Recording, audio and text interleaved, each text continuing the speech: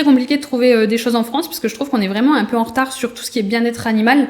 Parce que je cherchais vraiment à atteindre le mieux-être et le mieux-être, je trouve, c'est vraiment d'avoir l'équilibre pour le chien. La dépense donc mentale, 15 minutes de mastication, d'activité de léchage ou de recherche, c'est à peu près... C'est très compliqué. Alors déjà parce que j'ai un gros problème, c'est que j'ai beaucoup d'idées, beaucoup d'envies et que je suis pas très patiente. J'ai pas demandé, tiens, mais ça me vient à l'esprit maintenant. L'outil de mastication le plus vendu. Le best-seller, Ça. oui, parce que finalement j'ai arrêté mon métier parce que je faisais beaucoup d'heures. Mais finalement, je pense que j'en fais plus maintenant. Mais à tout faire, les personnes, en fait, on est situé à Guînes et ça me dérange un petit peu les clients qu'on soit à Guînes. Donc là, la nouveauté, je spoil un peu. Welcome, bienvenue. Aujourd'hui, je reçois Anaïs, experte en dépenses mentales et en dépenses physiques un petit peu du coup maintenant. Tout doucement, on s'y approche. Quand même un petit peu. Du coup, tu as une boutique sur Guînes qui est dédiée à tout ça, avec une boutique que tu as grandi, j'allais dire d'année en année, mais c'est plus de semaine en semaine. Du coup, merci d'être là déjà. Merci en fait d'exprimer toute ton expertise et de faire partager tout ça à tout le monde. J'aimerais bien que tu te présentes, mais pas que tu te présentes en tant qu'experte de la mastication et de toute la dépense physique, mais avant, ce que tu as fait comme étude, pourquoi tu en es arrivé là. Alors tout d'abord, bonjour et merci à toi en tout cas de m'accueillir et de me proposer ce genre de moment. Alors avant, j'ai commencé par un bac pro commerce tout simplement parce que je savais pas forcément ce que j'allais faire par la suite. Ensuite, du coup, je me suis dirigée donc dans le milieu du chien où là j'ai fait du coup maître chien en sécurité privée, donc avec Maïka et Caporal, d'où le nom de la boutique Maïcapo. Et finalement c'est pas un métier qui collait avec ma vie de maman, avec ma vie, voilà, c'était vraiment un métier un petit peu intense où c'était des postes de 12 heures, etc. La mentalité, c'est pas quelque chose qui collait avec ma personnalité. Donc du coup, j'ai fait le choix de tout plaquer et de créer la boutique de dépenses mentales, quelque chose d'assez unique et un petit peu particulier quand même. Qu'on développe du coup de plus en plus d'année en année, où on continue les formations pour vous proposer de plus en plus de conseils. Du coup, c'est quand même en fait un petit choc qui t'a fait en fait changer en fait totalement d'esprit parce que tu es passé de la sécurité au positif, au fait de dépenser positivement en fait les chiens et de leur apporter quelque chose de positif. Est-ce que c'est un truc en particulier ou c'est juste en fait un changement de vie Pourquoi tu as eu ce changement de vie en fait d'un seul coup? Alors c'était vraiment par rapport au fait que je cherchais à atteindre du bien-être. Donc vraiment le bien-être animal, je pouvais pas tout arrêter et faire du coup de l'auxiliaire vétérinaire, la formation, etc. C'était quelque chose de beaucoup trop long et je voulais absolument atteindre le bien-être et la santé animale. D'où le fait que je me suis lancée dans la mastication pour avoir tout ce côté détartrage, tout ce côté en fait mieux-être et bien-être pour l'animal, avoir un chien plus équilibré. Et d'où vient ton inspiration en fait du coup de la mastication? Parce qu'à la base c'était quand même très focus mastication. Après t'as dévié, mais en fait à la base c'était très focus mastication. Pourquoi en fait, tu vois, à cette époque-là, c'était pas forcément hyper reconnu. C'était pas connu. Et du coup, pourquoi t'as eu ce focus-là? Eh bien parce que j'ai 2 malinois et les chiens avaient des très grands besoins en mastication et que je voyais aussi ma mamie York avoir du tartre de plus en plus, des problèmes de santé qui faisaient que je pouvais pas l'endormir pour l'opérer juste pour un détartrage. Et là du coup j'ai eu vraiment ce déclic d'avancer sur tout ce qui est friandises naturelles pour apporter vraiment quelque chose de qualitatif à l'animal et pas de lire des paquets, des compositions avec plein de colorants, de conservateurs, des choses qui collaient même plus en fait à nos carnivores quoi. Enfin vraiment. Et du coup, t'as un exemple de ça? Un exemple en fait d'un produit qui serait en fait dans les commerces en général et qui est pas du tout bon et que tout le monde pense bon? Oui, les Dentastix. Ah oui? Oui. Et ça Pourquoi, vient vraiment d'un vétérinaire. Hein. En fait, c'est vraiment l'équivalent d'un hamburger. Donc vraiment, la composition a donné journalier... non. Alors, c'est peut-être bon pour nous, mais c'est pareil, si on commence à en manger tous les jours, c'est quelque chose qui va vraiment devenir toxique pour notre santé. Et vraiment, pour le coup, pour l'animal, c'est vraiment ça. Et c'est même ma vétérinaire qui m'avait expliqué justement que le Dentastix, c'était vraiment quelque chose qui était vraiment pas bon pour l'animal. D'accord. Et du coup, je pense qu'il y a plein de produits de façon qui sont en fait un petit peu comme pour nous quoi. En fait, c'est du commerce, c'est de la vente, mais qui sont pas forcément bons pour le corps et pour l'esprit d'ailleurs aussi. Du coup, donc tu as créé en fait tout ça et maintenant tu proposes différents produits, différentes prestations. Pourquoi en fait tu as réussi en fait à Pourquoi tu as dû faire ça? Comment tu as réussi à développer en fait ça? Parce que je cherchais vraiment à atteindre le mieux-être. Et le mieux-être, je trouve, c'est vraiment d'avoir l'équilibre pour le chien. Et au plus on avance et au plus on est curieux d'apprendre. Et au plus j'ai l'envie aussi de transmettre aux gens un peu tout ce qu'on peut mettre au quotidien pour les animaux. Et puis finalement, en fait, ça atteint le propriétaire derrière parce que il y a des gens qui sont un peu dépassés par le comportement du chien, par la santé de l'animal. Et du coup, c'est même pour ça d'ailleurs que je suis partie sur une formation en naturopathie. On a commencé plusieurs formations là actuellement avec Lison, ma jeune apprentie. Et finalement, en fait, ça nous passionne vraiment d'avoir ce truc de pouvoir toujours ajouter plein de conseils aux clients, de pouvoir vraiment les accompagner, les aider.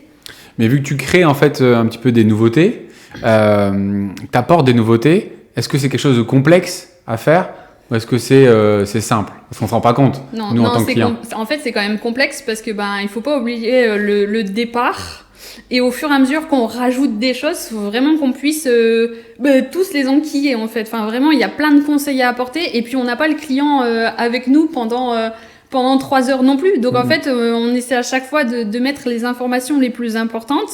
Et des fois, ça m'arrive, les clients partent et je me dis, oh, j'aurais dû lui envoyer. Puis sur Messenger, je lui envoie vite fait, tu peux aussi mettre ça en place si tu veux, ça peut être chouette. Enfin voilà. Et le but, c'était ça, c'est vraiment d'accompagner le client, d'avoir de la nouveauté, parce qu'il y a des clients qui nous suivent vraiment depuis le début de MyCapo, il y a 3 ans. Et du coup, j'ai vraiment cette envie, en fait, de rester au plus proche du client et de vraiment l'accompagner, parce que finalement, s'ils ont fait tous les conseils depuis le début, à un moment donné, le chien, il monte en niveau aussi. Donc, il faut pouvoir aussi lui créer de la nouveauté. Et où tu trouves ces nouveautés? Où est-ce que tu les trouves? Oh mon Dieu, mes sources d'inspiration. Beaucoup les formations, beaucoup tout ce qui est Internet. Je suis tout le temps en train de regarder les bouquins. J'essaie vraiment de fouiller, de chercher, et beaucoup d'expérience aussi. Les retours que me font les clients, il y a des choses où du coup, ça aide d'autres clients aussi. Et je suppose qu'il y a des choses qui viennent de l'étranger. Est-ce que c'est complexe de le rapporter en France? De communiquer avec les fournisseurs, d'avoir des contacts, ou est-ce que tout se fait assez fluidement avec des centrales, des choses comme ça? Alors heureusement qu'on a Google Traduc. Ouais. Clairement, ça me sauve la vie sur beaucoup de points. Mais oui, c'est pas simple. C'est vraiment pas simple. Entre les fournisseurs, au début, c'était assez compliqué. Maintenant, l'avantage, c'est que au fil du temps, tout s'est plus fluidifié. Oui, bien sûr. Mais ouais, c'est vraiment pas simple. Après, on a fait il y a pas longtemps l'Allemagne avec Lison aussi. On a été pour pêcher les nouveautés, pour trouver des choses, pour sécuriser la mastication. Enfin, vraiment, c'était ça le but. Et après, à savoir que très peu de nos fournisseurs sont français. Que ce soit les tapis de fouille, ça vient du Canada. Que ce soit la mastication, ça vient de l'Allemagne. Enfin voilà, c'est très compliqué de trouver des choses en France parce que je trouve qu'on est vraiment un peu en retard sur tout ce qui est bien-être animal. Et c'est pour ça qu'on est toujours en train de regarder à droite, à gauche, les réseaux, vraiment pour trouver plus de choses. Tu parles toujours de Lison, enfin une petite parenthèse, parce que tu parles toujours d'elle. Mais du coup, en fait, c'est qui? Ouais, j'allais dire la réponse, je vais te laisser te dire. Lison est arrivée il y a presque 1 an déjà, donc ça passe super vite. Elle est en contrat d'apprentissage en boutique et j'ai eu la chance de la trouver clairement parce qu'elle colle vraiment avec nos valeurs. Et elle a cette envie aussi d'apprendre, de développer, même pour elle est toujours en train de chercher la petite nouveauté aussi. Ouais, super. Mais tu as eu la chance, en même temps, tu as sélectionné. Oui, j'ai fait plusieurs essais avant de trouver la personne intéressée, c'est ça. Mais c'est vrai que vous formez un bon duo, et puis tu parles souvent d'elle parce que à vous deux, vous arrivez en fait à bien évoluer. On est complémentaires, et puis c'est vrai que sans elle, j'aurais peut-être pas développé cette année aussi rapidement. Il faut aussi dire les choses, quoi. Donc, du coup, tu parles de développer. Donc avant, MyCapo, c'était une boutique, un espace, un studio, on va dire, avec beaucoup de mastication, un petit peu de jeu d'intelligence. Et maintenant, qu'est-ce que ça devient? Alors, maintenant, c'est vrai qu'on a beaucoup développé ces derniers temps. On a eu la chance de déménager, ce qui nous a laissé avoir plus de mètres carrés, une belle superficie. Donc, on a toujours ce côté mastication qui me tient vraiment à cœur et on le développe, on rajoute des nouveautés tout le temps pour être sur le côté enrichissement pour les loulous. À côté, du coup, on a actuellement mis un petit coin dépôt-vente aussi où les gens peuvent venir mettre, ça reste vraiment dans nos valeurs d'avoir ce côté éco-responsable. On a surtout la piscine chauffée, qui est vraiment une nouveauté qui est super sympa, que les gens adorent, les loulous adorent. On a la balnéo et on a le lave-dog. Donc on a voulu vraiment créer des univers bien spéciaux pour les loulous, à savoir que la piscine, il n'en existe que 5 en France, dont une malheureusement qui a fermé la semaine dernière. Mais ça me tenait à cœur de pouvoir aussi proposer autre chose pour le côté physique, le côté soulagement de tout ce qui est articulaire, de tout ce qui va être musculaire, etc. Et d'avoir toujours ce moment avec son chien, d'avoir vraiment ce côté feeling, passionnel. Enfin, vraiment, c'est des moments hyper privilégiés, quoi. Oui, tu restes que dans le bien-être, que dans le relationnel, que dans l'élimination, en fait, éliminer en fait aussi les énergies, les surplus d'énergie et du coup apaiser tout le monde au quotidien. Et ça, c'est très intéressant. Du coup, c'est quoi la valeur vraiment que tu mettrais sur MyCapo? C'est quoi la valeur qui ressortirait si on parle de MyCapo? Oh, la valeur, c'est vraiment ce côté, je pense, le côté vraiment naturel, vraiment où on veut pas être avec des filtres, on veut vraiment que ce soit niveau composition ou niveau propriétaire chien, que ce soit vraiment des moments en fait partagés. Vraiment ce côté qui nous tient à cœur. Ok, pour le duo, tu veux viser le duo. C'est ça, on veut pas s'émisser, même avec Lison, en fait, finalement, on laisse les gens profiter du moment. Le lave dog, c'est pareil, c'est dans une pièce qui est close, où le chien passe vraiment un moment avec son maître, où on met à disposition activité de léchage. Voilà, on a créé une petite bulle, vraiment, pas avoir ce truc ouvert où c'est un carnage pour le chien, le propriétaire est stressé, on leur met de la musique, on leur met des huiles essentielles. Enfin, en fait, c'est vraiment créer des moments, parce que finalement, on est tous dans une vie où on carbure à 100 000 à l'heure et on en oublie en fait ces moments hyper importants et je trouve que c'est vraiment gâcher des moments qui doivent être... Tu veux créer des expériences en fait et voilà. Positives toujours. Et du coup en fait là tu as créé une piscine. La piscine, je suppose que ça n'a pas été si simple que ça de le mettre en place. Est-ce que tu as une petite anecdote ou un truc en fait sur la mise en place de la piscine? Quelle est la difficulté que tu as rencontrée? La dernière anecdote, c'est tout simplement pour la chauffer. Parce qu'on avait mis une pompe à chaleur, mais arrivé en hiver, la pompe à chaleur ne fonctionne plus. Voilà, donc là, on a dû réinvestir dans un autre matériel. Mais maintenant, on peut dire qu'elle est à 30, que tout le monde est bien dans la piscine et qu'on n'a plus de galère là-dessus. Et du coup, tu as dû aussi organiser l'espace piscine pour en fait que les gens, je suppose, ne soient pas en même temps dans la piscine, pour réserver, etc. Ça, c'est un système que tu avais déjà réfléchi en amont ou tu as mis en place en fait au fur et à mesure? C'est ça, on est parti sur le même principe que le Lave Dog, donc on est vraiment parti sur des réservations internet. Comme ça, les gens, ils ont vraiment leur moment privatisé. Vraiment, c'est un créneau où il n'y aura pas d'autres chiens sur la structure. Pour les chiens aussi qui sont réactifs, j'en ai une et c'est vrai que je trouvais ça important aussi que tout le monde puisse en profiter, quoi. Et pour revenir un petit peu sur la dépense du coup physique du chien et la dépense mentale surtout, on a la mastication. Donc il y a différents types de mastication en fonction en fait, je suppose, de l'âge. Est-ce que tu pourrais par exemple citer une mastication pour les chiots et une mastication un petit peu plus pour les adultes, par exemple? Alors déjà, on va prendre ce cliché du sabot. Énormément de vendeurs les proposent chez des bébés, chez des chiots. C'est des choses à pas faire parce que tout ce qui est sabot, c'est vraiment abrasif. Donc si on donne sur des chiots où la gencive n'est pas renforcée, ça va vraiment fragiliser la gencive. Et si on commence déjà avec des choses aussi résistantes, on va leur donner quoi à 6 mois? Enfin, à un moment donné, si on n'y va pas crescendo, même pour le système digestif, c'est quelque chose qui est assez dur à digérer. Des fois, les chiens en font des petits morceaux. Ça, c'est vraiment des choses que je dis, c'est après les 6 mois. Moi, toutes les personnes en boutique, c'est après les 6 mois, on prend pas de risque avant. Et avant ça, il y a tout ce qui est peau. On a des peaux qui sont hypoallergéniques, comme tout ce qui va être à base de cheval, tout ce qui va être à base de cerf, tout ce qui va être à base de lapin. Et c'est des choses qui vont se réhydrater avec la salive. Donc, ça va être des choses qui seront très résistantes pour des bébés. Mais au moins, on prend pas de risque sur des choses qui seront abrasives pour les gencives. Après, tu parles de digestion, du coup, il y a aussi les poils. Est-ce qu'il y a des poils, est-ce qu'il n'y a pas de poils? Ça, en fait, est-ce qu'il y a vraiment... parce qu'il y en a beaucoup qui ont peur de donner des oreilles, par exemple, de lapin, par exemple, parce que en fait, il y a les poils dessus. Ils ont peur que leur chien, en fait, ait une mauvaise réaction. Qu'est-ce que ton expérience dit là-dessus? Alors, tout ce qui est oreilles de lapin avec poils, moi, justement, je les conseille à partir des 2 mois. À partir de 2 mois, on travaille avec des élevages en partenariat et c'est vraiment le top dans le sens où le poil en fait va nettoyer le système digestif. Ils sont en train de terminer une étude pour prouver que ça servirait de vermifuge naturel. On ne saura pas encore doser la quantité, mais je trouve que c'est vraiment des plus pour le chien et surtout pour l'enrichissement de venir travailler avec des textures. C'est super important chez les chiens aussi. Du coup, au-delà de l'âge, est-ce que en fait aussi l'activité physique, l'énergie du chien va créer une mastication particulière? Est-ce qu'un malinois ou un bichon va en fait du même âge vont avoir la même mastication? Alors ça malheureusement il faut tester pour savoir parce qu'il y a des chiens qui ont des gros besoins de mastication, il y a des chiens, le côté physique ça va être quelque chose, je vais pas dire suffisant parce que le chien a toujours des besoins de dépense mentale, c'est vraiment en fait la dépense mentale et la dépense physique c'est vraiment un équilibre pour le chien. Mais il y a des chiens qui vont avoir des besoins de grosses plaques de peau de bœuf pour vraiment évacuer un maximum, et il y a des chiens juste une oreille de lapin ça va leur suffire pour la journée. C'est vraiment chaque chien est différent là-dessus aussi. On peut pas dire le malinois c'est un chien qui... Oui, on est d'accord que le malinois, c'est des chiens qui ont des besoins de mastication, voilà. Mais il y a des chiens que je connais, on leur donne une patte de poulet, et c'est pas pour ça qu'ils vont aller détruire, c'est pas pour ça qu'on va les sentir vraiment submergés par les émotions ou quoi que ce soit. C'est vraiment en fait à tester et à bien lire son chien, à bien comprendre un petit peu. Et puis il faut pas oublier que la dépense physique, elle est super importante aussi en fait. Enfin clairement voilà. Après la dépense donc mentale. 15 minutes de mastication, d'activité de léchage ou de recherche, c'est à peu près 1 heure de fatigue physique. Donc c'est vraiment quelque chose qui peut être vraiment intéressant. C'est énorme, ouais. C'est ça. Et du coup, en fait, tu conseillerais de commencer par quel type de mastication? La première mastication que tu donnerais à quelqu'un qui arrive, qui a jamais fait de mastication, le chien n'a jamais fait de mastication, qu'est-ce que tu proposerais comme type?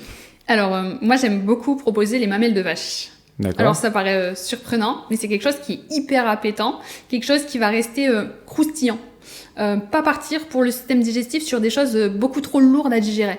Donc vraiment rester sur des apports en viande, parce que c'est pareil en fait, le système digestif, faut les habituer à tout ça. Donc on va pas arriver du jour au lendemain à leur donner 4 mastications d'un coup par jour. Faut pas oublier que voilà, chaque chien il va à son rythme, et c'est vrai qu'au plus on les habitue bébés, et au plus ils seront expérimentés dans tout ça quoi. Enfin vraiment... Et à l'opposé? Et à l'opposé, alors j'ai de plus en plus de personnes qui viennent quand les chiens ont 9 ans, 10 ans. Et on va recommencer sur les choses de chiot, parce que du coup, gencive fragile, donc il faut vraiment prendre le temps. Mais les effets, ils sont hyper intéressants aussi. Mais à l'opposé, de la facilité à l'outil de mastication le plus complexe à donner, ça peut être par la dureté, ça peut être par la digestion, par la grandeur, enfin je sais pas. Alors tout de suite, c'est dès qu'on va partir sur des grosses quantités. J'ai par exemple du larynx de bœuf, il y a des chiens qui ne le supportent pas parce qu'il y a énormément de viande dessus séchée, et il faut bien se dire que quand c'est déshydraté comme ça, en fait quand ça reprend sa taille, faut bien se mettre en tête qu'automatiquement c'est quelque chose qui va être beaucoup plus volumineux dans l'estomac, et donc il faut pouvoir doser aussi et voir un peu les limites de chacun. Après il y a tout ce qui va être bois de serre, des choses comme ça, où pour le système digestif ça va pas trop jouer parce que c'est vraiment des quantités infimes que le chien a. Mais pareil, tout ce qui est bois de serre, si on donne sur un chien qui a des grosses mâchoires etc, et qu'il a vraiment ce besoin, il peut se casser des dents. Donc c'est toujours pareil, il faut vraiment pouvoir doser. Et niveau appétence, on est un petit peu moins gros. Alors niveau appétence, le bois de serre c'est quelque chose qui va vite être délaissé, mais aussi parce que les propriétaires le laissent très souvent à longueur de journée H24 aux chiens. Alors que il faut pouvoir leur proposer des séances 30-40 minutes grand maximum par jour, et on range. Après ça dépend chaque chien, on s'entend là-dessus, mais en moyenne ça va être ça. Après maintenant on a du coup un nouveau bois de serre qui est arrivé en boutique. Hop. Donc c'est du bois de serre qui est fumé, donc ça sent vraiment super bon, je te laisse sentir. Hop. Mais ça, c'est vraiment quelque chose, même pour le propriétaire, c'est vraiment super agréable. Ça va être beaucoup plus appétant pour le chien. Ça. Et à savoir que quand on commence chez les jeunes chiens à partir de 6 mois le bois de serre, il faut vraiment commencer par un bois de serre qui est tranché, parce que le chien, ce qu'il veut, c'est la moelle qui est à l'intérieur. Donc si des fois on leur propose vraiment le entier comme ça, il y a plein de gens qui vont me dire il n'est pas intéressé du tout. Oui, mais du coup, il comprend pas. Qu'est-ce qu'il faut atteindre? Oui, c'est ça. Voilà. Faut qu'il mastique déjà un petit peu pour avoir un peu d'appétence. Et du coup, le problème, c'est que le chien qui est pas très motivé, il va pas arriver à l'appétence. Ouais. Et du coup, ça va produire l'inverse de ce qu'on attendait. Au lieu d'évacuer le côté vraiment émotionnel, du coup, il va se charger parce que ça va être vraiment frustrant pour lui. C'est ça. Oui, puis il y en a beaucoup qui jouent avec au début, ils comprennent pas forcément, c'est de la mastication. Tu peux faire avoir un petit peu de mastication aussi, je vois que t'en as là. J'en ai un petit peu. Alors. Faire un petit jeu après, tiens. Alors par exemple, on a ici l'oreille de bœuf avec poil, ce qui paraît vraiment déjà d'un beau format, mais le poil ça repousse souvent les propriétaires, alors que finalement les chiens s'éclatent à venir. J'ai ma petite mamie pour une anecdote, elle a 14 ans maintenant, et elle, ce qu'elle aime, c'est venir tirer le poil, elle mange sa mastication et elle vient chercher le poil après. Donc on voit vraiment en plus que ça travaille sur toutes les dents, ça a vraiment cet effet de nettoyer en plus de ça, vu que ça fait des fibres, c'est vraiment l'effet brosse à dents, donc c'est vraiment génial pour le chien, donc faut pas s'arrêter au poil. Il y a des personnes aussi qui peuvent me dire, ah bon chien il a vomi la première fois, mais oui, mais c'est pareil, en fait si le chien n'est pas habitué, il se peut que le système digestif, au début, c'est pas ça. Donc, dans ces cas, on repart en arrière et on commence sur des poils beaucoup plus fins, beaucoup plus digestes. Peut-être pas commencer par ça non plus. Voilà, c'est ça. Souvent, on commence par les oreilles de lapin, de toute façon, ou alors du cerf, c'est quelque chose qui est beaucoup plus fin et beaucoup plus doux. C'est ça. Et après, ça c'est costaud, ça. Oui, on passe sur de la bonne mastication. Là, par exemple, on a une plaque de peau de bœuf. Alors ça, c'est vraiment l'idéal quand les chiens ont l'habitude de gober. Parce que du coup, là, on va rajouter du temps de mastication et de la technique sur la mastication au lieu d'avoir toujours les tiges de peau. Et d'ailleurs, pour les chiens qui ont la facilité à gober, on a eu une nouveauté que j'attendais depuis très longtemps. Donc, c'est un petit système pour sécuriser. Donc, en fait, vous dévissez, hop, je vais rapidement, et vous avez juste à venir bloquer la mastication à l'intérieur. Vous avez un petit système à l'intérieur en métal qui va venir sécuriser les derniers morceaux. Ça sert bien, c'est très bien. Ça évite en fait les accidents pour rien. Voilà, c'est ça. Ça rassure aussi les propriétaires qui laissent. T'es prête pour un petit test ? Allez, on y va, le petit test. Je te sors un outil de mastication, tu vas me dire ce que c'est. Bon, à savoir que je suis pas au courant. Hein. C'est simple. Oh purée, je t'ai sorti le plus dur. Oui, peau de chameau ou sanglier. Peau ? Oui, ça c'est de la peau. Ah, groin de cochon, mon Dieu, il est un petit peu déformé celui-là. Excusez-moi, là pour le coup, il est un peu. Exactement, tu t'es bien rattrapé. Voilà.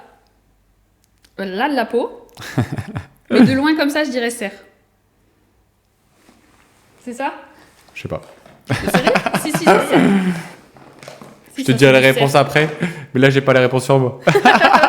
Si, donc, on est obligé de te faire confiance. D'ailleurs, une viande hypoallergénique, top pour les chiens qui ont des sensibilités là-dessus sur les allergies. Puis ça, je trouve, tu vois, c'est rapide, mais en fait, pour débuter, c'est pas mal, tu vois, c'est pas fort, c'est pas... Ça nettoie super bien les dents. C'est top. À la place d'un Dentastix, ça serait bien. On est d'accord. Coup de poulet. Donc, il y a un apport en chondroïtine qui est assez intéressant aussi pour les chiens qui ont des problèmes d'articulation, d'arthrose, tout ça. Donc, en fait, moi, je me suis posé la question quand j'ai vu ça. Je me suis dit, en fait, ils utilisent ce qu'ils n'utilisent pas pour l'humain, ils le transforment pour nos chiens. C'est ça. En vrai, c'est alors, ça. c'est même pas transformé, c'est vraiment juste déshydraté. Donc, il n'y a pas de conservateur, il n'y a pas de colorant, il n'y a rien de tout ça. On est vraiment, en fait, ça se met dans une machine où c'est mis 14 heures, d'où, en fait, ça justifie vraiment le prix parce qu'on se dit, oh, c'est des restes, c'est vendu quand même, voilà, ça reste accessible à tout le monde, mais voilà. Et ben, en fait, c'est parce que c'est mis pendant 14 heures dans les machines pour enlever à faible température toute la flotte. Et c'est comme ça que c'est conservé naturellement sans venir y mettre de cochonneries dessus. Et ça, en fait, tu pourrais pas le faire toi-même. Si, alors au départ, le projet, c'était de faire moi-même. Et en fait, il y a toutes les normes d'hygiène qui sont très compliquées. Il faudrait que je m'installe une cuisine en inox, comme si j'étais vraiment cuisinier. C'est vraiment assez compliqué. Je me suis déclarée pour faire des biscuits aussi naturels. Mais alors, je suis très limitée dans la liste des ingrédients. Sinon, il fallait que je passe un CAP pâtisserie. C'est pas que je veux pas, mais le temps m'est un peu compté. Oui, ok. C'est bien en même temps. Ça met de la sécurité en fait. On est d'accord, mais voilà. Donc je peux, mais du coup, niveau normes d'hygiène, il me faudrait des congélateurs, il me faudrait des pièces vraiment très spécifiques. Mais j'ai les matériaux à la boutique, j'ai tous les déshydrateurs. Âme sensible, s'abstenir. Oh, ça va. C'est une pâte de poulet. Petite pâte de poulet. Ceci dit, nettoie super bien les dents des petits chiens. Les gens ont vite peur, etc. Mais vraiment, niveau nettoyage, c'est vraiment top. Mais je trouve ça, en fait, tous les outils qu'il y a là, c'est des petits outils qui peuvent être utilisés au quotidien assez facilement. Après, on n'est pas sur une longue mastication. En fait, moi, avec ma malinois, ça va hyper rapidement. Mais c'est de la friandise, c'est un moment positif. Et c'est, en fait, dépenser un petit peu des surplus d'énergie. Après, c'est sûr que moi, je vais plutôt partir sur des plaques, sur des oreilles, en fait, de bœuf, etc. pour avoir vraiment un vrai effet dépasse mental. Après, c'est bien de jouer aussi sur les valeurs. De pouvoir vraiment avoir la grosse mastication, où c'est vraiment le moment où on donne la grosse mastication, un moment de frustration, un moment où le chien est vraiment surexcité. Des fois, nous, ça va être quand on est à l'apéro, où là, on les voit, ils vont pas venir réclamer, mais ils sont quand même là, et nous. Et ben là, c'est à ce moment-là où on peut vraiment proposer une activité aussi. C'est pas forcément, souvent, on se dit la mastication, c'est que quand on part, il faut les occuper. Mais finalement, le chien, après, avec l'expérience que j'ai compris, c'est que les chiens, ils assimilent la mastication à votre départ. Et du coup, là, ça crée de l'anxiété de séparation. Dans l'autre sens. Et du coup, le chien ne mange plus du tout quand le propriétaire part. Et du coup, il touche même plus aux mastications pendant plusieurs semaines. J'ai eu le cas avec 3 clients. Et oui, parce que du coup, c'est devenu en fait quelque chose de négatif pour lui. Parce qu'il assimile en fait le fait que s'il me donne l'outil de mastication, c'est que c'est négatif pour moi. Voilà. Et ça, c'est que déjà, à la base, il avait une émotion un petit peu d'anxiété, en fait, à ce moment-là. Ouais. Parce que sinon, c'est pas possible. Voilà, c'est pour ça que c'est bien aussi de proposer quand on est là, occupé ou quelque chose comme ça, et pas forcément tout le temps quand Comme on une part. activité, quand on dirait faire un dessin à un enfant, C'est ça. bah là, en fait, on pourrait proposer une activité C'est de ça. mastication, mais ça doit être contrôlé et ça doit être donné dans des situations bien comprises. Parce qu'attention, parce que si on associe une situation à un outil de mastication, Ça peut vite être ça la peut galère. créer aussi de l'excitation, mais nous on l'utilise parfois aussi sur la rentrée des personnes, sur des chiens qui sont trop excités. On peut associer le fait que les gens rentrent à quelque chose de positif dans le panier par exemple, pour qu'après le chien soit conditionné à ce que quand les gens rentrent, je vais dans le panier et je me décharge sur mon outil de mastication. Ça c'est sur les chiens qui ont des problèmes émotionnels, on peut tricher en fait un petit peu dans ce sens-là et ça peut leur permettre de décharger facilement. Une belle... Autre que mastication, yogourt. C'est quoi? Alors ça, je les avais Je mis... peux pas faire de la pub pour eux, si je m'en fous. Ah, mais si, Si, je faut, m'en c'est des fous. super produits, c'est du prébiotique. Non, les yogourts, on les utilise soit en système de récompense. Je sais pas si tu as déjà vu les doggy rollers. Ça ressemble à un déo à billes où on met à l'intérieur T'appuies un et on peu fait dessus, lécher. et c'est Mais ça. même pas, le chien lèche une bille. Donc on a aussi ce côté du coup voilà. Donc ça c'est vraiment sympa. Donc on peut mettre dedans ou sur du coup tout ce qui va être activité de léchage. Hop là. Donc sur des choses comme ça. Donc là, tu as plusieurs niveaux de... T'as voulu me faire une passe? T'as plusieurs niveaux en fait, de difficulté ou c'est tous la même difficulté? Non, celui-ci il est assez complexe. Pourquoi du coup? Parce qu'au plus il va y avoir des motifs et au plus ça va être vraiment un jeu de patience pour les chiens. Donc si c'est un chien qui est vite frustré, énervé, c'est pas du tout ce modèle-là. Je le trouvais joli pour l'écran, mais c'est vraiment pas du tout ce modèle-là sur lequel il faut partir. Et c'est pour ça qu'à la boutique, là, on en a vraiment un rayon juste énorme d'activités de léchage. Parce que il faut aussi des choses...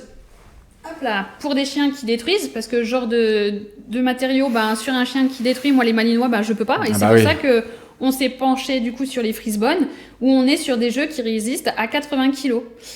Donc moi c'est vraiment le truc qui m'a sauvée, parce que je voulais pas les priver d'une activité de léchage, parce que ça reste une activité super sympa.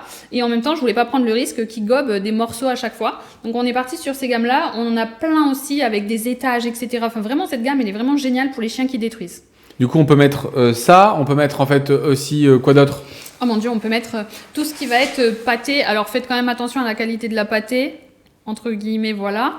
Après, vous pouvez mettre tous les premiers pots bébés, par exemple carottes, courgettes, patates douces. Il y a vraiment un choix, mais juste énorme. On peut un peu d'huile de coco, un petit peu de beurre de cacahuète. Il faut juste vraiment faire attention à la qualité des produits qu'on utilise et habituer le chien avec des petites quantités par des petites quantités. Pareil, quand ils sont bébés, on congèle pas tout de suite 3 heures au congélateur le tapis. On y va crescendo pour habituer le transit aussi à avoir des choses froides. Et il y a plusieurs formes aussi de tapis, pas de motifs, mais le tapis, il y a des tapis en fait un petit peu en fait en forme de bol par exemple. Oui. Ça change la difficulté ou Oui, c'est... mais oui, complètement, parce que du coup, ce sera plus stable. En forme de bol, il va bouger le temps que le chien va lécher, donc automatiquement, on va rajouter du temps, parce qu'il y a des chiens, une fois qu'ils ont compris, c'est quelque chose qui est super rapide, alors que le but, c'est vraiment de les occuper quand même un petit peu, voilà. Donc le bol, en fait, il va bouger, ou alors après, il peut se retourner aussi et être posé. On a aussi maintenant des grands tapis, où on peut même mettre des croquettes, on peut vraiment faire un grand tapis d'activité.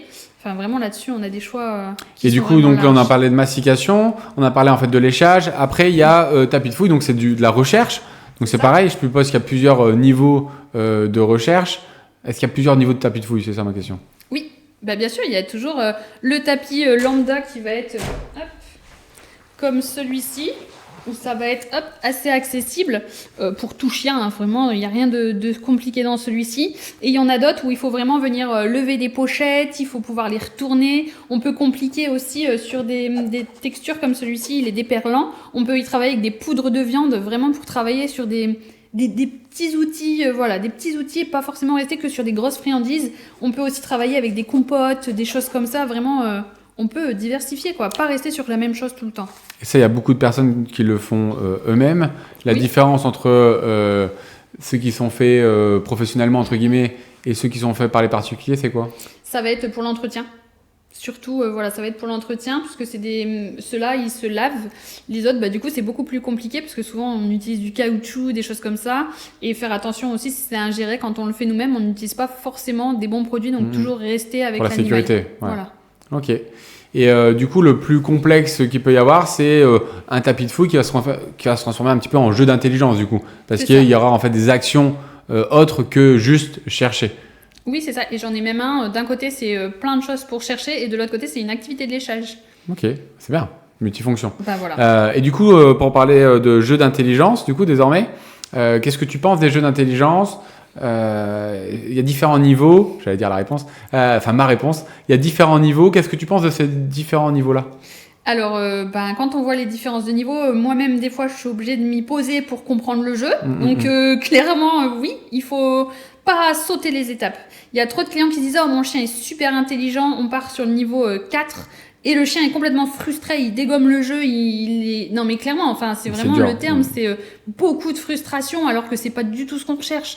Vaut mieux commencer par quelque chose de simple et d'accessible et de rajouter au fur et à mesure des petites techniques. Enfin, moi je travaille avec des jeux d'intelligence qui se congèlent pour pouvoir travailler sur des choses congelées, des petites friandises, des croquettes, enfin voilà, de venir enrichir le jeu que de tout de suite sauter et puis que le jeu le déglingue en fait. Enfin clairement c'est ça et puis c'est hyper frustrant pour eux quoi. Et tu peux faire un jeu d'intelligence avec du léchage, par exemple, si tu congèles dessus au lieu de mettre une petite croquette, ce qui rajoute encore de la dépense en fait mentale. C'est ça. Et physique d'ailleurs. Oui, super. Moi, je suis d'accord avec toi. Le seul truc, c'est que jusqu'au niveau 3, je trouve si le chien a compris, après, il n'y a pas forcément de réflexion. Ça devient en fait un petit peu un automatisme sur la plupart des jeux. C'est-à-dire qu'il a capté comment ça fonctionnait.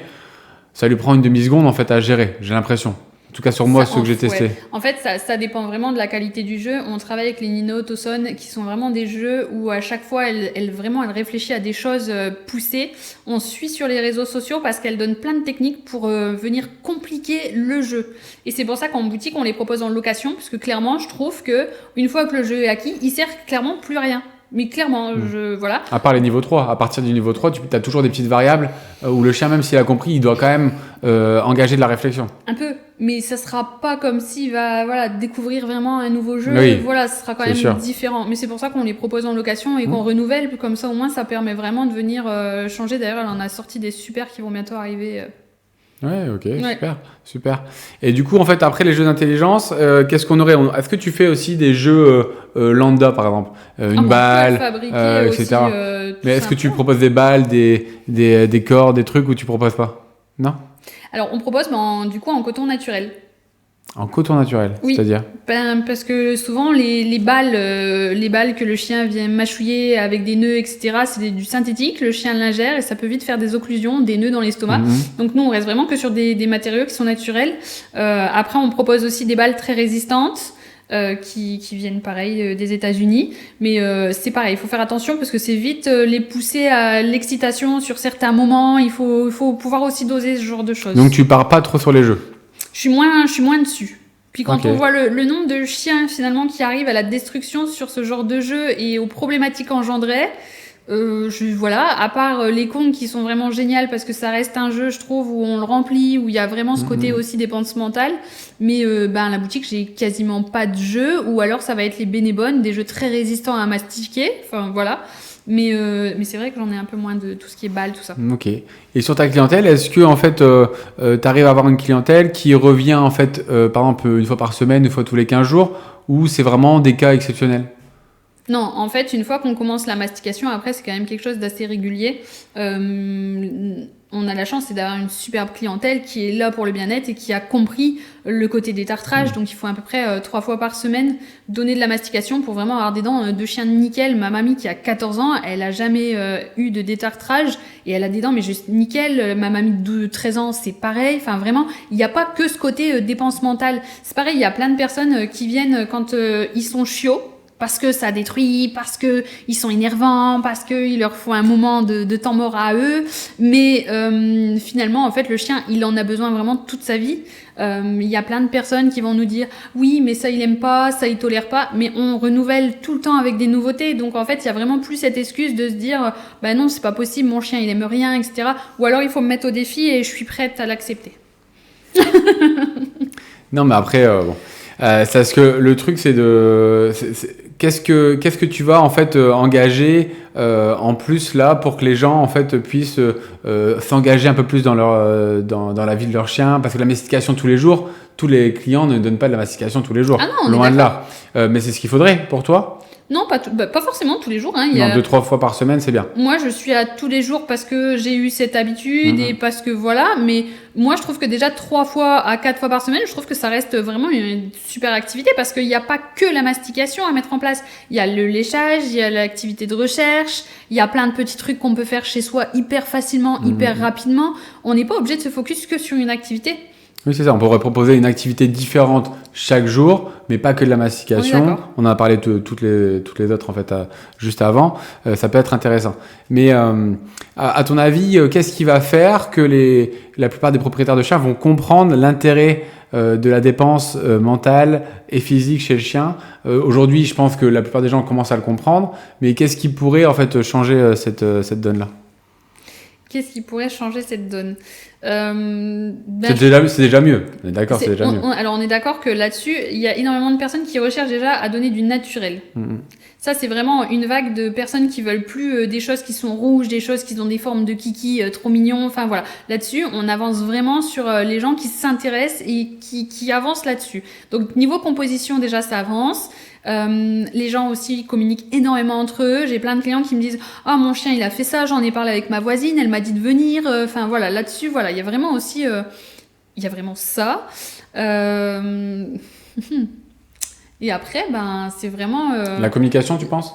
Le fait moi, de je trouve communiquer... que c'est la communication, d'avoir vraiment aussi ce réseau de professionnels où on partage énormément entre nous. Mais c'est vraiment, je pense que c'est vraiment le premier atout. Et après, il y a des gens qui vont se rendre compte d'eux-mêmes par de la destruction, par l'excitation, la gestion des émotions. Ou le chien, des fois, voilà... je pense que ça, c'est beaucoup aussi... Oui, juste l'expérience, je lui donne. Qu'est-ce qui se passe après quand je lui ai donné? Il est plus apaisé, il est plus calme. Du coup, forcément, je réitère la situation parce que c'est positif pour mon chien. C'est agréable. Oui, bien sûr. Je pense que c'est super important. Est-ce que tu as un projet, en fait, après tout ça, là? Après tout ce que tu nous as déjà dit, quel est ton prochain projet? Tu peux le dire? J'en ai beaucoup de projets. Alors, vas-y. C'est ça le problème. J'aimerais déjà écrire un livre.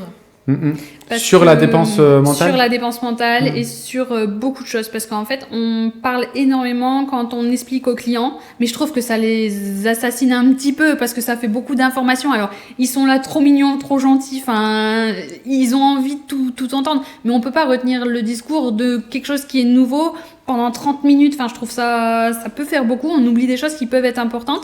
Donc, de faire un livre, ça peut vraiment amener les gens à repartir dedans et à se dire... oui, il y a ça, c'est vrai que je peux mettre ça en place, on peut essayer ça. J'avais sauté cette étape et c'est pour ça que ça n'a pas forcément bien fonctionné. Donc je pense que le livre, ça peut vraiment être quelque chose de sympa. Tu pourrais même le faire en vidéo. Faire plusieurs vidéos sur chaque thème. Non? Pourquoi tu rigoles comme ça? Oui, il faut que je m'y mette. On avait commencé, mais c'est vrai que ça prend quand même pas mal de temps. Oui, c'est énorme, c'est chronophage. Mais en fait, ça apporterait de la valeur aussi. C'est vrai. Complètement. Oui, du coup, le projet, c'est l'écriture, du coup. Ça va prendre du temps aussi, ça?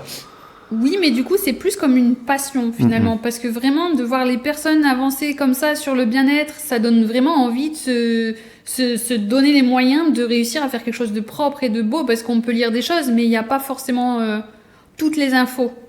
Ok. Voilà. Donc là, on a bien compris que c'était une de tes passions, en fait, que tu voulais exprimer et faire partager en fait avec les gens. Est-ce que tu trouves que développer ton entreprise, en fait, c'est quelque chose de compliqué ou de simple aujourd'hui, en fait, en France? C'est très compliqué. Alors déjà parce que j'ai un gros problème, c'est que j'ai beaucoup d'idées, beaucoup d'envies et que je suis pas très patiente. Lison le sait, je pense que beaucoup de personnes le savent, mais c'est aussi très compliqué parce que on n'a pas d'aide, faut aussi dire les choses. À un moment donné, voilà. Tout ce qu'on a pu créer au jour d'aujourd'hui, je l'ai fait quasi toute seule, à part là depuis peu avec Lison. Avec ton énergie, ton temps. Oui, c'est ça. Et il faut quand même penser que tu as une concurrence, entre guillemets, qui, même si pour nous, c'est pas de la vraie concurrence, mais pour le personne lambda, ça peut être la concurrence, c'est d'aller dans les supermarchés, d'aller en fait dans les grands rayons. C'est quand même une petite boutique en fait à Guînes. C'est dur en fait pour toi de quand même, je trouve, de te faire connaître et de ressortir de tout ça, non? Alors, je le vois pas comme de la concurrence parce que ça me ferait me mettre des barrières. En fait, je me dis que je crée quelque chose d'assez particulier et unique et que j'ai vraiment envie d'apporter mes valeurs et je me dis que je vais avoir la clientèle qui recherche ces valeurs. Pourquoi c'est unique? Mais parce qu'on n'a pas autant de choix dans les rayons qu'on peut trouver, on n'a pas cette qualité partout. En fait, voilà, je me donne énormément pour trouver des produits, pour trouver des choses nouvelles. Donc là-dessus, je me dis pas que j'ai des concurrents, je sais tout. En fait, après, il y a des boutiques qui correspondent à d'autres profils et moi, j'ai le profil de clients qui sont là en train de chercher la nouveauté pour leur chien, chercher des choses naturelles, chercher le conseil, l'accompagnement. Donc voilà, je le vois différemment. Donc tu veux vraiment être experte là-dedans et tu dédies ta vie et ta boutique à ça, quoi. En fait, c'est ça. Bah oui, parce que finalement j'ai arrêté mon métier parce que je faisais beaucoup d'heures. Mais finalement, je pense que j'en fais plus maintenant. Mais je le vis différemment. Clairement, je le vis différemment. J'ai pas l'impression de travailler, alors que je vous jure que je travaille beaucoup. Mais j'ai vraiment ce côté où je vois tous les retours des gens, je vois les côtés hyper positifs sur les chiens. Moi, c'est ça qui me fascine en fait, c'est vraiment de voir l'évolution de chaque personne qui passe en boutique et de se dire, ben j'ai pu amener ma petite graine là et j'avance comme ça en fait. Tu vis ta passion, en même temps tu as ta liberté. Mais le problème, c'est que il faut faire attention du coup à ce qu'on fait pour pas partir dans tous les sens. C'est ça. Mais dans le principe, ouais. Est-ce que tu penses en fait que créer, mettre en place ces idées, les mettre en avant, les mettre en vie, je dirais même, est-ce que tu penses que c'est quelque chose de complexe ou de simple en fait en France aujourd'hui? Non, c'est complexe. La plus grosse des problématiques, c'est la communication, parce que c'est bien de mettre les choses en place, mais après, il faut pouvoir communiquer dessus. Sauf qu'on peut pas être à l'endroit où on développe quelque chose et en même temps, enfin, j'essaie, hein, j'y mets toute mon énergie et en même temps faire la communication. Enfin, c'est vraiment quelque chose. Puis finalement, en fait, on remarque quand on est à notre compte, c'est qu'on a plein de métiers différents qu'on n'envisageait pas forcément au départ et finalement on s'y tient, on avance et puis on se dit en fait c'est faisable. Alors on fait pas forcément tout bien, mais au fur et à mesure on va développer encore plusieurs choses, on va remettre notre salon bien-être qui nous avait quand même je trouve bien aidé. Voilà, il faut qu'on avance. Et qu'est-ce que tu mets en place dans ta vie? Qu'est-ce que tu as dû changer dans ta vie pour pouvoir en fait gérer tout ça? Parce que là, tu rajoutes des services, tu rajoutes des choses en fait à chaque fois. Mais ça, c'est de la gestion.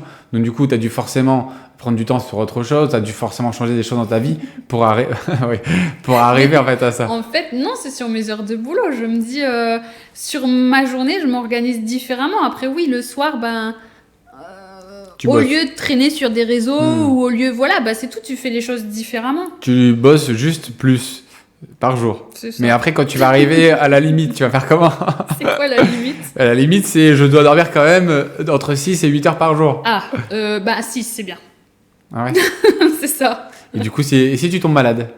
Si je tombe malade, si c'est un jour off, je reste à la maison et sinon, je vais travailler. Non, mais après, je vais pas tomber malade. Voilà. Je prends des compléments alimentaires comme les chiens. On booste le système immunitaire et puis la vie continue. De toute façon, donc tu fais quand même des choix en fait à côté pour faire en sorte d'être en bonne santé, d'avoir l'énergie et d'avoir en fait, c'est quoi ces choix-là que tu fais? Tu peux pas le dire. Tu veux pas le dire? Non. En vrai, non, j'ai donné 3 ans de ma vie pour développer et c'est pas maintenant que je lâcherai. Et c'est plus ta hargne en fait qui te fait lever le matin. Ouais. Les retours des gens, les retours des clients, voir que Lison, elle évolue super bien aussi, qu'elle a l'envie, de voir qu'il y a encore plein d'idées derrière et plein d'autres projets et qu'on va encore développer, qu'on s'arrêtera pas à tout ça.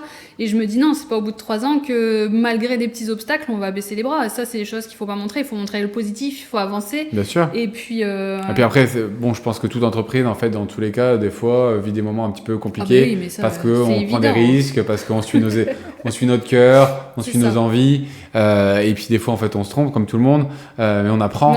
Mais c'est trop bien. Aussi. Mais effectivement, je pense que la plupart des gens ne se rendent pas compte aussi que d'aider les petites entreprises à se développer comme la tienne, c'est super important. Qu'au lieu de tout acheter à Carrefour et juste de s'arrêter en fait chez toi en fait et prendre 5 minutes en plus, ça change absolument tout. Et en plus, pour le bien-être de son chien, c'est encore plus excellent et ils auront encore plus de résultats. Et puis au moins, il n'y a pas de bêtises de fait. On conseille les clients sur plein d'autres choses. Voilà, c'est ça aussi le but de la boutique. C'est vraiment une différence. Après, on va tout faire. Les personnes, en fait, on est situé à Guînes et ça dérange un petit peu les clients qu'on soit à Guînes. Donc là, la nouveauté, je spoil un petit peu, mais voilà, c'est qu'on va être aussi chez Cani Curling. Donc à partir de demain. Trop bien. Donc les personnes pourront à 2 pas du parc passer faire leurs petites courses. Donc ça va même plus engendrer de perte de temps pour eux, quoi. Trop bien. Super. Voilà. Super, ouais, juste à côté du parc Saint-Pierre à Calais. Voilà. Ok. Ta vision sur le long terme, tiens? Oh là, ma vision. Dans 5 ans? Alors, je suis plus du genre à vivre le jour le jour. Dans 5 ans, j'aimerais... Alors, mon rêve, ce serait vraiment d'avoir un bâtiment beaucoup plus grand, avec un grand terrain tout autour, et vraiment de créer quelque chose d'assez unique. Ah ouais, non mais vraiment. Tu y arriveras. Non mais on continuera dans ce sens-là. Je suis persuadée qu'on a les personnes qui attendent que ça. Et je suis sûr que tu y arriveras. Mais il faut juste trouver les bonnes personnes. Ça sera peut-être 10 ans, ça sera peut-être 1 an. Qui sait? C'est ça. Qui sait? Ok, on va faire un petit jeu. Oh là là, question flash. Je te pose des questions et tu réponds crescendo, sans réflexion. Ton moment préféré de la journée au travail? Quand j'ai les chiens qui viennent nous rendre visite. Désolé les clients, mais alors j'adore voir les bouilles passer à la boutique. C'est vrai qu'à chaque fois que j'y vais, ça voit un peu le jus. Et eux, ils en prennent plein le nez. Ah bah le nez, on les voit tous dans la découverte de tous les odeurs. Non, moi j'adore. Désolé, mais j'adore les chiens. Ouais. Si tu pouvais ajouter un service dans ta boutique, ce serait quoi? Alors, j'aimerais un petit parc indoor. Pour pouvoir proposer des séances de yoga dog, du dog dancing, proposer des petites activités une pièce fermées qui soient... Voilà, c'est ça. Ouais, tu pourrais presque, mais... Ah, je suis à 2 doigts, faut juste que je change de propriétaire. Tu pourrais presque. Un client ou une anecdote qui t'a marqué? Le plus récent. Le plus récent mon Dieu, mais il y en a tellement qui passent aussi. Sur quoi comme anecdote? Moi, j'en fais un comme ça après toi, tu veux. Moi, en fait, là, j'ai été chez quelqu'un. Il a adopté en fait un canet corso de 8 mois qui vivait en fait dans une maison et qui était resté enfermé pendant 8 mois dans une maison, qui n'a pas vécu d'expérience, d'accord, et qui a peur de l'environnement extérieur. Et je suis arrivé chez lui. Il a lâché son chien dans le jardin, donc la maison est assez loin, il y a un jardin. Et le chien a chargé un petit peu. À la barrière, j'ai pu le caresser. Et j'ai ouvert la barrière. Et là, il m'a chargé. Il a repris son chien, c'est normal. Mais il a relâché. et du coup, ça a créé en fait tout de suite une émotion en fait assez forte. Et surtout, moi, une incompréhension. C'est pourquoi il relâche son chien en fait à ce moment-là. Mais il voulait me faire voir quelle émotion a son chien réellement. Et c'est des choses qu'il ne fait pas d'habitude. Et nous, c'est ce qu'on peut vivre de temps en temps dans notre quotidien. C'est des choses un petit peu exceptionnelles comme ça, où émotionnellement, on se sent en fait impacté. Et après, c'est dur pour tout le monde. C'est dur pour le chien, c'est dur pour nous d'être fluide et d'être neutre parce qu'on a tous les deux, enfin tous ensemble d'ailleurs, même le propriétaire, vécu une émotion en fait un petit peu forte. Et du coup, après, pour apaiser tout le monde et pour redescendre, c'est plus complexe pour tout le monde. Et ce canet corso, à mon avis, va prendre beaucoup de temps à évoluer parce qu'effectivement, il est extrêmement réactif. Par exemple, si je bougeais dans la maison, si je tapais dans les mains, etc., tout de suite, il rechargeait à chaque fois. Mais là, on avait mis un muselière, donc c'est différent. C'est plus apaisant pour tout le monde. Mais c'est la dernière chose qui m'a marqué émotionnellement. Après, même si c'est notre quotidien, on n'est quand même pas là pour se faire taper dans tous les sens. Mais voilà, on vit des choses quand même des fois qui sont un petit peu fortes. Et du coup, ça, c'est ma dernière anecdote. C'est une sacrée anecdote, effectivement. Non, nous, ça va être plus les chiens qui rentrent en boutique complètement stressés à partir de la porte. Et je dis toujours aux clients, quand on est seul, vous pouvez lâcher votre chien. Moi, il n'y a aucun problème là-dessus. Et là, de voir le chien, mais complètement changer d'attitude parce que il y a des odeurs, mais hyper intéressantes. Et là, de voir le chien complètement se métamorphoser, de vraiment se dire, attends, je vais sentir à droite, à gauche, il n'y a plus aucune pression. Et de les voir, mais complètement changer. Ça fait vraiment plaisir de se dire, on apporte quand même du bien-être là, à se dire, le chien, maintenant, il reconnaît la boutique. Il est tout foufou. Mais il y a plein de personnes qui me disent, le chien, je le lâche au bout de la rue. D'habitude, je le ferais pas, mais je sais qu'il va aller jusque chez toi et puis il attend devant la porte. Oui, c'est ça. Tu dois avoir aussi l'inverse du chien qui adore arriver là-dedans. Complètement excité, voilà. des petites boules de nerfs et qui partir sont là. dans l'excitation, tu m'étonnes. On sort souvent un tapis de fouille quand le chien est vraiment trop en pression. Comme ça, on pose des petites friandises, le chien il se détend un petit peu. Ou des présentations ou des choses comme ça. On les met un peu plus loin chacun sur une petite activité, ils redescendent et c'est quand même plus agréable. Et du coup, tu renforces l'idée que ça va être génial de venir ici. Ah ben ça, je fais exprès. Mais ça, faut pas le dire.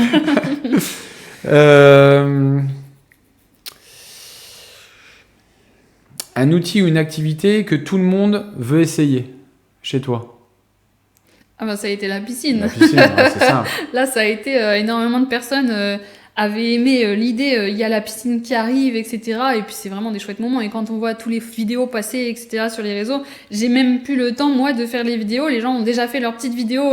J'ai été à la piscine. Là, on a eu 2 grands influenceurs qui ont fait une super vidéo avec plus de 100 000 vues. Enfin, c'était incroyable, quoi. Mais de les voir tous super contents de réserver leur créneau, de voir le sourire sorti. Même, pareil, les gens s'attendent toujours à voir un chien qui va arriver, qui va sauter dans l'eau, etc. Il n'y a pas que ce profil de chien, il y a aussi le profil de chien où il va lui falloir un temps d'adaptation, de prendre le temps. On a mis une activité de léchage, on a mis de la pâtée, on a investi dans des petits bateaux de flottaison, même pour les grands chiens, pour vraiment les amener tranquillement. On a changé les rampes d'accès, on a vraiment tout fait pour y aller vraiment tranquillou. Donc après, les personnes qui jettent le chien dans l'eau, ça voilà, et qui viennent me chercher après, je comprends plus, il veut plus y aller. Oui, effectivement, tu l'as un peu traumatisé. On va recommencer. Donc des fois, toi, tu vas avec le chien dans l'eau. J'ai déjà vu. Oui, c'est le doggy accompagnement. Donc ça. C'est un petit loulou en fait qui a plein d'arthrose, une dame qui n'a pas les moyens d'aller dans l'eau. Donc on accompagne le chien dans l'eau. Le mot qui décrit le mieux ta boutique. Le mot, j'ai encore envie de dire naturel parce que c'était vraiment le gros point de la boutique. C'est vraiment toutes les compositions, on scrute tout. Il y a même des personnes qui me disent je rentre, je regarde même plus les compositions alors qu'ailleurs je suis en train de tout déchiffrer parce qu'ils savent que je vais obligatoirement regarder toutes les compositions. Ok. Ton plus grand défi en tant qu'entrepreneuse. Oh, c'est tout. Ouais, c'est tout. c'est un global. Ton prochain grand défi. Ah, tu l'as déjà dit du coup. Oui. Du coup, ça serait d'avoir un local beaucoup plus grand, pour pouvoir proposer plus de services. J'aimerais bien avoir 2 piscines. Après, un rêve ou un projet fou que tu aimerais réaliser, on est un peu dans la même chose. On est dedans, ouais. Non, un projet fou, on va dire. Un projet fou ça serait d'avoir plein de partenaires, qu'on soit vraiment tous ensemble, parce qu'on a vraiment, je trouve, un beau réseau avec vraiment des super partenaires.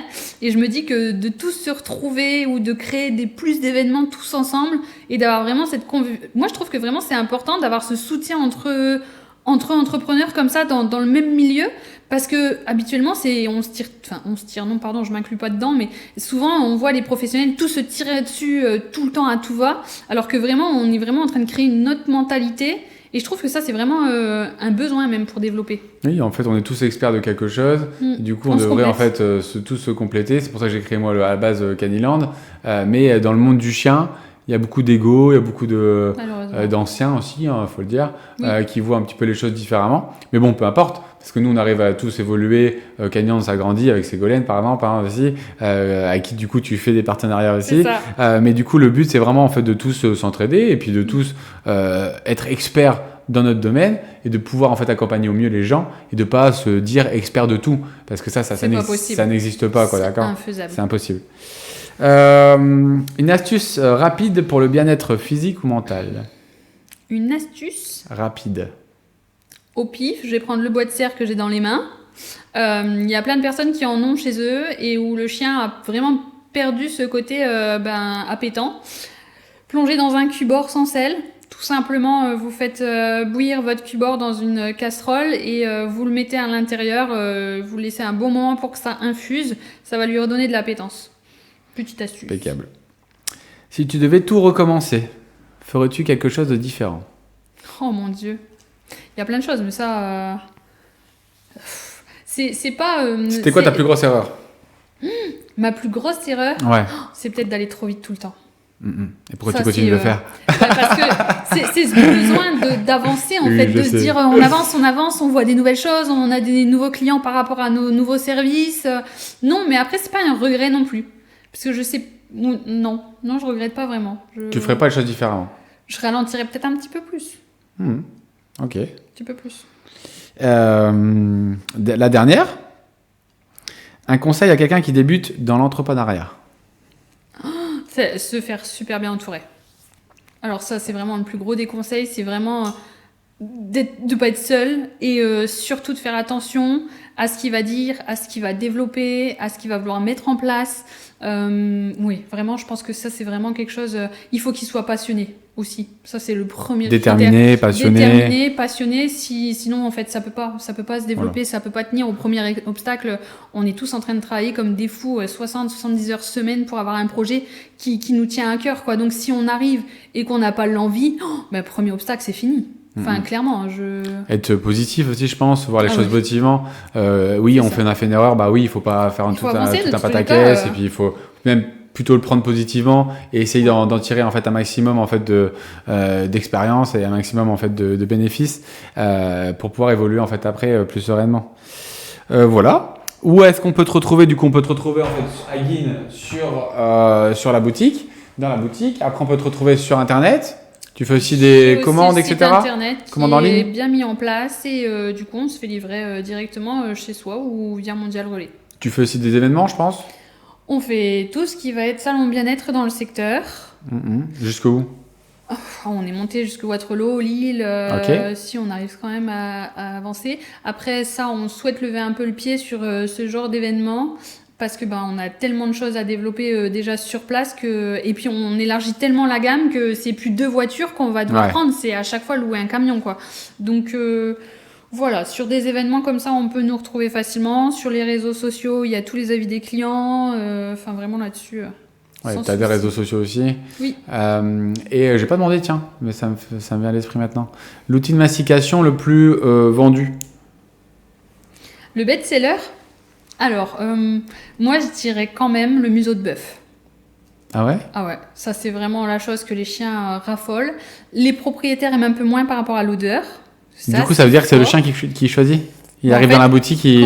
Quand le chien mastique et que les propriétaires voient à quel point il se adore. fait plaisir, souvent les gens reprennent. C'est vraiment quelque chose qui reste pas longtemps en rayon et que je dois... Les oreilles de lapin, ça part bien sur les petits chiens aussi. Mais museau de bœuf, c'est vraiment ce qu'on propose le plus.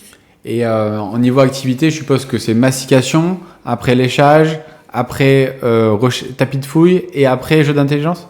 C'est ça. Après, jeu d'intelligence, je les mets un petit peu dans la recherche finalement. Oui, bien sûr. Mais le jeu d'intelligence, c'est quand même quelque chose que les gens ne mettent pas forcément en place au quotidien. C'est ça. C'est un peu... Occasionnel. C'est pas encore entré dans les mœurs, en fait, Non, de proposer ce type d'activité. Impeccable. Merci beaucoup. Merci à toi. On se dit à bientôt pour un prochain podcast. Salut! Salut!